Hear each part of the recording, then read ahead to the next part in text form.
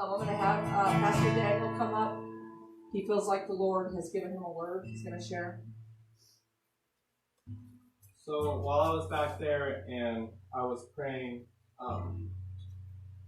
I felt like the Lord brought me back to something I was reading this morning, and I was praising the name Jesus, and he said, "Call me Rabbi." And I ignored it at first, and I continued praising Jesus, and he said, "Call me Rabbi."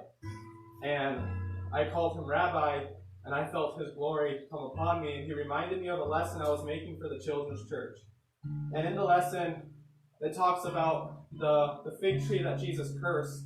If you guys don't know the story, Jesus left the city with his disciples, and he looked over to see a fig leaf in full bloom, or a fig tree in full bloom. But when he got to the tree, because he was hungry, he looked for fruit, and there was no fruit. The tree was out of season, but Jesus still expected the fruit to be there for him. You see, the tree didn't give the fruit that was needed for its own God. And so Jesus cursed the tree and told it to be withered down to its roots.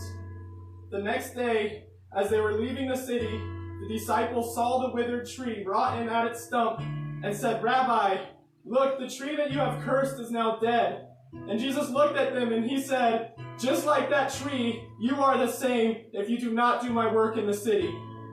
God has not called us to be a fig tree out of season.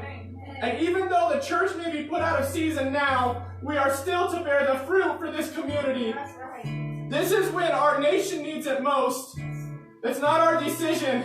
Our God has come up to us and asked us to give him a fruit, and it's not our opinion or our season to say no.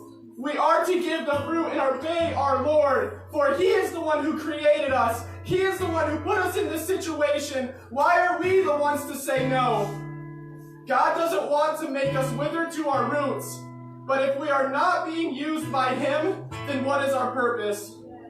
Even though we are in a garage right now, and there's only 10 of us here, we have just as much fruit in our lives as we would if we were in a building, if we had 3,000 people in our congregation.